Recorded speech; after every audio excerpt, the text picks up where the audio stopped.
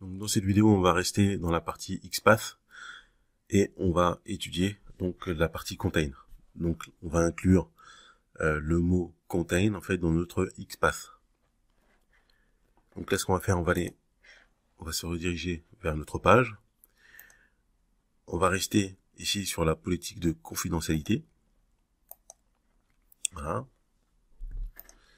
Et ce qu'on va faire, c'est qu'on va récupérer du coup l'XPath. Donc clic droit, copie, XPath. Ici, XPath. Voilà. Je vais retourner dans Visual Studio. Hop. Donc je le colle. Bon, déjà, j'ai pas collé le bon. D'accord. Effectivement, donc c'est celui-ci qui m'intéresse. Donc je vais mettre copie XPath. Je reviens là. Voilà. Là. Il va copier. Ok, d'accord. Ben, du coup, c'est intéressant. Pourquoi ID logging? Du coup, effectivement, c'est intéressant. Je m'attendais pas à voir du coup cet XPath. Bon, on va l'expliquer. Donc, on va le prendre. On va aller dans Chrome. On va le coller ici. Bon, il le retrouve bien. Donc, ça veut dire que l'XPath, en fait, est bon. Donc, on va essayer de comprendre maintenant. Donc, on va remonter. Donc là, qu'est-ce qu'il nous dit? Donc, on a les deux barres. Donc là, ça veut dire qu'on est au plus haut niveau. Effectivement, donc dans les balises. Vous savez, au niveau hiérarchique. L'étoile, donc, on avait vu que ça voulait dire que ça comprend, mais finalement tout. Voilà, hein. Ça comprend tout ce qu'il y a dans le document. Par exemple, pour mieux illustrer, donc là, si ça comprend tout, ici il y a des balises div. Il y a des balises div, il y a du p, il y a du a ici. Donc par exemple, ici je pourrais très bien mettre div. Vous voyez? Mais ça veut dire que si je spécifie div, ça veut dire qu'il va prendre que les divs. Je peux dire le a. Voilà. Et là, ça veut dire qu'il va prendre que les a. Et là, je peux dire div slash a. Div slash a, ça veut dire que ici, je vais prendre la div avec l'enfant a. Vous voyez? Donc, div slash a. Bon, là, c'est pas pour l'instant ce qui nous intéresse. Donc là, pour l'instant, on veut juste comprendre pourquoi donc là, il a dit. Donc là, il va prendre tout. Donc, il y avait une étoile. Et ensuite, il va prendre donc ID login. Donc, où est-ce qu'il est le ID login? Là, on voit finalement qu'il est ici. Il est tout en haut. Donc là, on a un div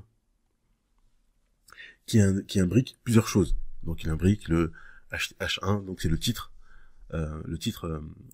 au plus haut niveau, H1. Et il comprend tout ça. Et donc là, il prend tout. Donc là, il dit login. En haut, bien sûr. Il est où? Voilà, il est ici. Donc, il prend ça. Mais ensuite, ici, on a div et a. Donc, il va prendre le div. Ici, on a un. On va le déplier. Mais il n'y a pas de a. Vous voyez? Donc là, c'est pas bon. Donc là, on a un... hop, on va descendre au prochain div, classe, voilà. Ok, donc maintenant on a un div et un a. Donc on a bien le div slash a. Voilà, donc le plus haut niveau. Et ensuite on descend. Donc on a le plus haut niveau. Et ensuite on descend. Ok, donc là par exemple on peut le lancer. Et après on va revenir à notre exercice. Mais ça nous permet du coup en fait de comprendre. Voilà, donc ça a bien fonctionné. Donc là j'ai pris l'XPath. C'est pas celui que j'attendais, mais il fonctionne. Donc moi là ce que je voulais, donc c'était avoir un XPath. Donc on va prendre Ici, ce qu'on va prendre, on va prendre le texte.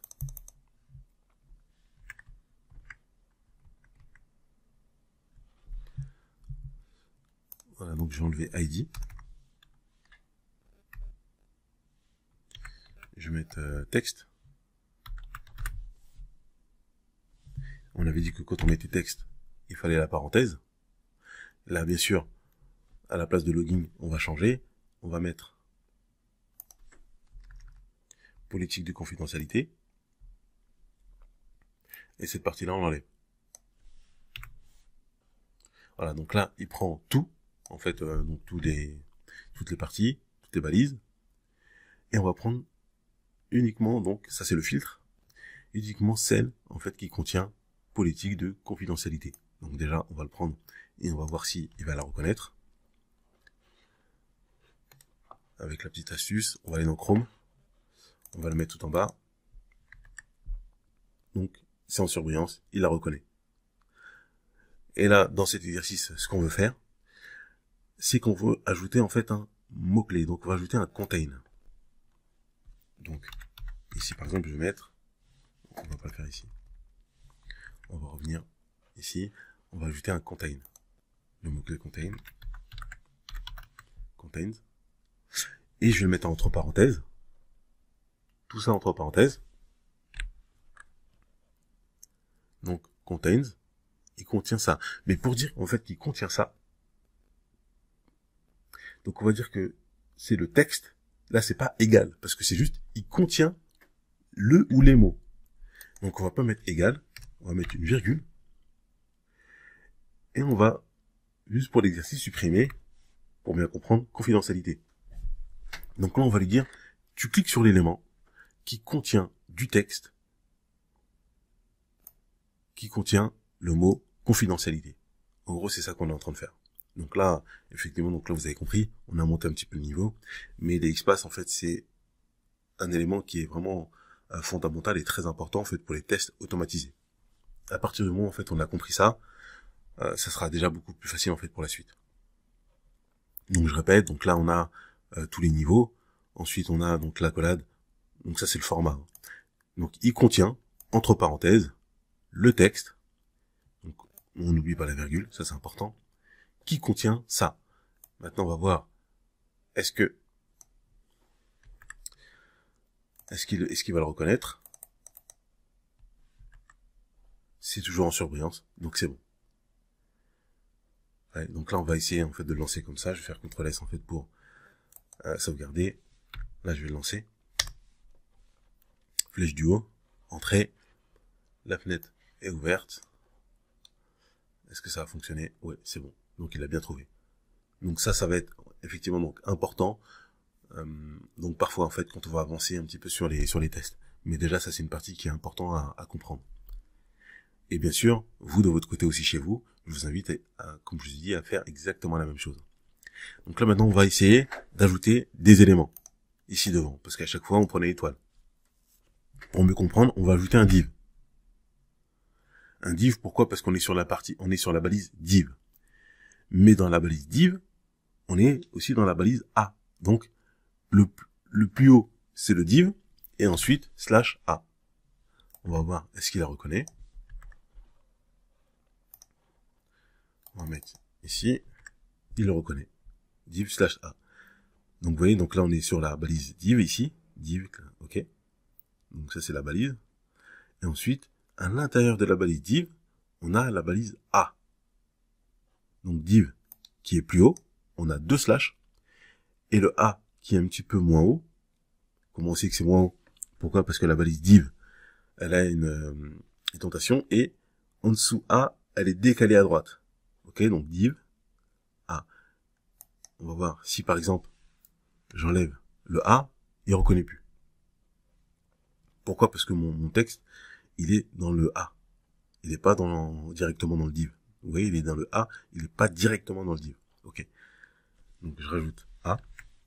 Et si à l'inverse, je garde A uniquement,